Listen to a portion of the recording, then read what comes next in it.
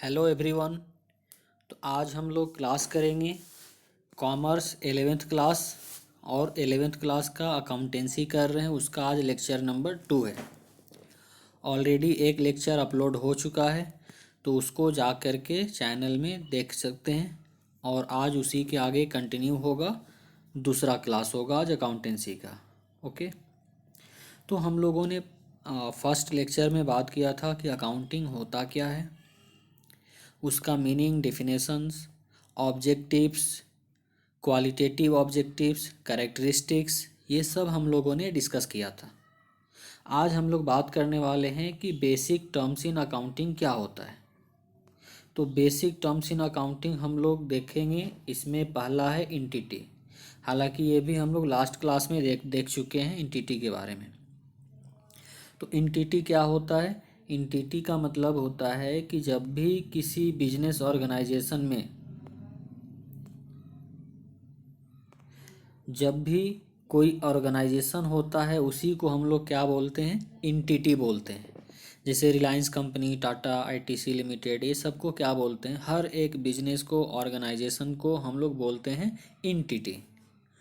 Transactions क्या होता है कि कोई भी बिजनेस होगा, कोई भी इंटिटी होगा, ऑर्गेनाइजेशन होगा, तो उसमें क्या होगा? ट्रांजैक्शंस होंगे, लेन देन होगा, परचेज, सेल्स, एक्सपेंसेज, इनकम, ये सब होगा। तो वहीं सब को हम लोग क्या बोलते हैं? ट्रांजैक्शंस बोलते हैं।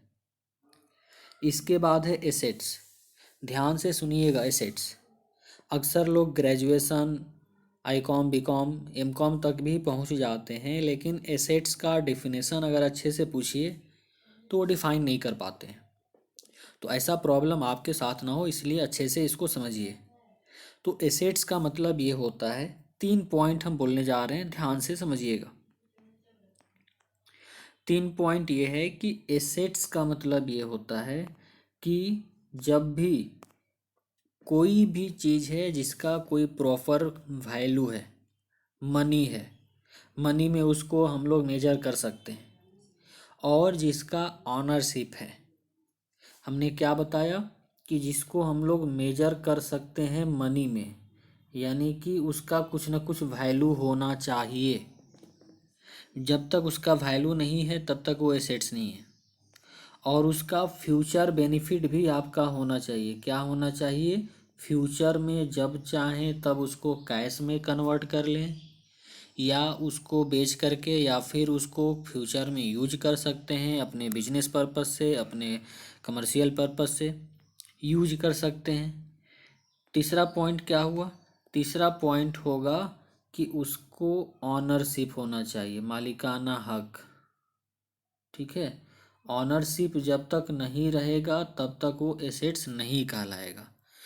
सो ऑनरशिप होना भी ज़रूरी है।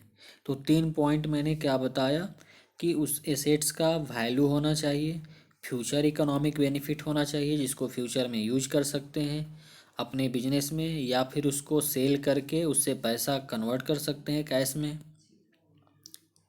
और तीसरा पॉइंट मैंने क्या बताया कि ऑनरशिप भी होना चाहिए, मालिकाना हक।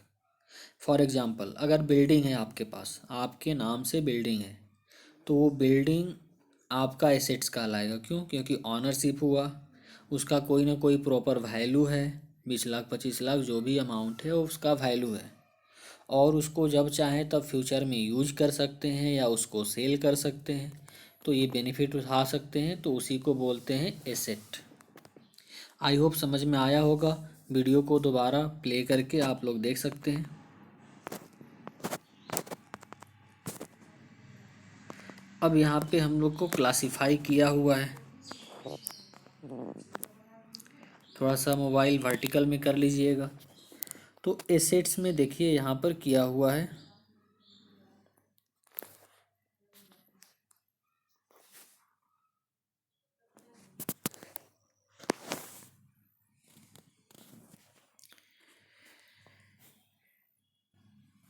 एसेट्स का मतलब देखिए क्या लिखा हुआ है यहाँ पर। एसेट्स किसको बोलते हैं?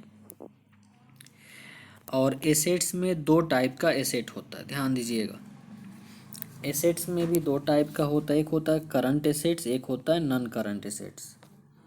वैसा एसेट्स जिसका यूज या जिसको कैश में कन्वर्ट हम लोग लेस देन 1 ईयर में करने वाले हैं उसको करंट एसेट्स बोलेंगे, और जो एसेट्स का यूज मोर देन 1 ईयर करने वाले हैं उसको क्या बोलेंगे, नॉन करंट एसेट्स बोलेंगे।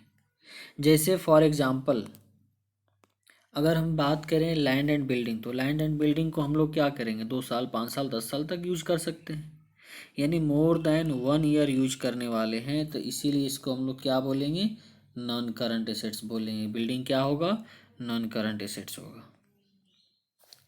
और जैसे मान लीजिए स्टॉक है या कैश है, उसको क्या करेंगे हम लोग, लेस देन 1 ईयर ही यूज करने वाले हैं, 1 साल से कम टाइम में ही उसको यूज करके सेल करके कैश में कन्वर्ट करके ख़त्म कर देना है, तो इसीलिए उसको हम लोग बोलते हैं करंट एसेट्स।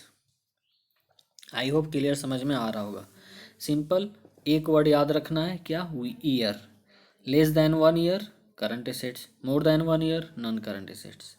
अब फर्दर क्लासिफाई किया गया है कि नॉन करंट एसेट्स में पहला होता है फिक्स्ड एसेट्स। फिक्स्ड एसेट्स क्या होता है, जैसे लैंड, बिल्डिंग, फर्नीचर, मशीनरी। अब फिक्स्ड एसेट्स में टैंजिबल भी होता है। टैंजिबल मतलब कि जिसको हम लोग देख सकते हैं, छू सकते हैं, महसूस कर सकते हैं। एक होता है आपका इनटैंजिबल। इनटैंजिबल का मतलब होता है जिसको हम लोग देख नहीं सकते हैं, टच नहीं कर सकते हैं, बस वो उसका फिजिकल एग्जिस्टेंस नहीं रहता है। जैसे गुडविल, पेटेंट राइट, कॉपीराइट, ये सब क्या है, इनटैंजिबल एसेट्स है, राइट। और जो जैसे फर्नीचर, बिल्डिंग, ये सब क्या है, इसको हम लोग देख सकते हैं, छू सकते हैं, इसको क्या बोलेंगे, टैंजिबल फिक्स्ड एसेट्स बोलेंगे। फिर एक है कैपिटल वर्क इन प्रोग्रेस। ये जानना उतना इम्पोर्टेंट नहीं है पर बता देते हैं।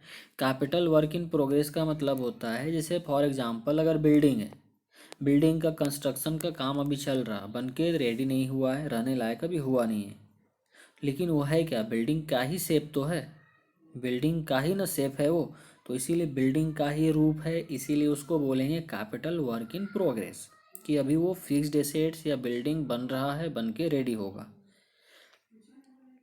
नेक्स्ट है इनटैंजिबल एसेट्स अंडर डेवलपमेंट, यानी जो इनटैंजिबल एसेट्स होता है जैसे गुडविल, कॉपीराइट, पेटेंट राइट, वो अभी अंडर डेवलपमेंट है, उसी को बोलते हैं अंडर डेवलपमेंट। तो अब तक क्या देखे हम लोग, नॉन करंट समझ में आया, इसके अंदर में फिक्स्ड एसेट्स, फिक्स्ड एसेट्स के अंदर में भी 4 कैटेगरी, चारों समझ में आ गया। अब होता है इसके बाद non current assets, sorry non current investment.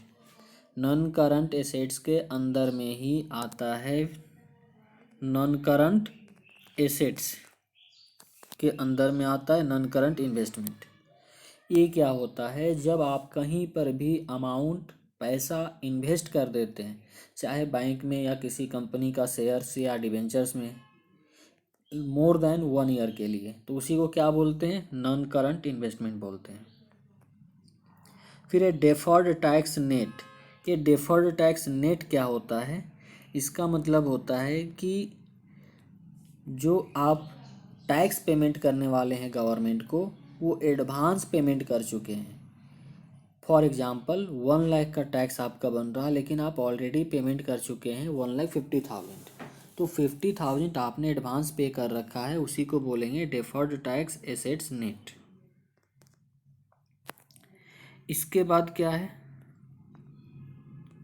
इसके बाद है long term loans and advances. Long term loans and advances क्या होता है, अगर आप किसी को उधार पैसा देते हो, आप देते हो किसी को मोर देन 1 ईयर के लिए, वो कहाँ दिखेगा, long term loans and advances में। इसके अलावा जो बच गया वो अदर नॉन करंट एसेट्स में चला जाएगा। आई होप कि एसेट्स समझ में आया, एसेट्स के अंदर में नॉन करंट एसेट्स क्या होता है ये भी समझ में आया। अब बात कर लेते हैं हम लोग करंट एसेट्स के बारे में। अब करंट एसेट्स, अभी हम लोग देखें करंट एसेट्स क्या होता है। क्या होता है करंट एसेट्स, करंट एसेट्स का मतलब जिसका अमाउंट रियलाइजेशन या एसेट्स का यूज लेस देन 1 ईयर करने वाले। इसमें भी कई सारा कैटेगरी होता है, जैसे करंट इन्वेस्टमेंट है। करंट इन्वेस्टमेंट किसको बोलेंगे, जब इन्वेस्टमेंट लेस दैन 1 ईयर के लिए करेंगे, था ना यहाँ पर 1 साल से ज़्यादा के लिए करेंगे तब तो ये बन जाएगा आपका नॉन करंट इन्वेस्टमेंट, लेकिन 1 साल से कम के लिए करेंगे तो करंट इन्वेस्टमेंट हो जाएगा। इसके बाद फिर क्या है, इसके बाद है इन्वेंट्री। इन्वेंट्री क्या होता है, जो आपका बिजनेस का सामान है, जिस चीज़ में आप डील कर रहे हैं, उस गुड्स को खरीदे हैं लेकिन अभी तक पूरा बिका नहीं है। जैसे 1 लाख का सामान खरीदे और 80,000 का सामान बिक गया, 20,000 का अभी भी सामान पड़ा हुआ है आपके दुकान में, उसी को क्या बोलेंगे, इन्वेंट्री बोलेंगे। अनसोल्ड गुड्स को ही इन्वेंट्री बोला जाता है। इसके बाद है ट्रेड रिसीवेबल। ट्रेड रिसीवेबल किसको बोलते हैं, तो ट्रेड रिसीवेबल में आता है जैसे आप किसी को उधार बेचते हैं। अगर आपका बिजनेस है तो उधार तो सेल करना पड़ेगा, तो अगर उधार सेल करते हैं तो उससे पैसा आपको लेना। जैसे आपका दुकान है, आप मिस्टर सोहन को 10,000 रुपये का उधार सामान बेच दिए, तो उससे पैसा वापस मांगना है ना, तो उसी को बोलते हैं डेटर्स या ट्रेड रिसीवेबल्स। इसके बाद है कैश एंड कैश इक्विवेलेंट। जो भी कैश या बैंक में पैसा रहेगा उसको बोलते हैं कैश एंड कैश इक्विवेलेंट।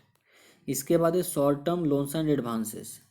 इसका मतलब होता है कि अगर आप किसी को लोन दिए हैं शॉर्ट टर्म के लिए, अभी था ना, देखे थे ना यहाँ पर कि अगर लॉन्ग टर्म के लिए दिए हैं तो क्या हो जाएगा, अगर वो लॉन्ग टर्म के लिए दिए हैं तो आपका हो जाएगा long term loans and advances, लेकिन जब शॉर्ट टर्म के लिए देंगे तो क्या हो जाएगा, ये शॉर्ट टर्म एडवांसेज हो जाएगा। क्लियर है।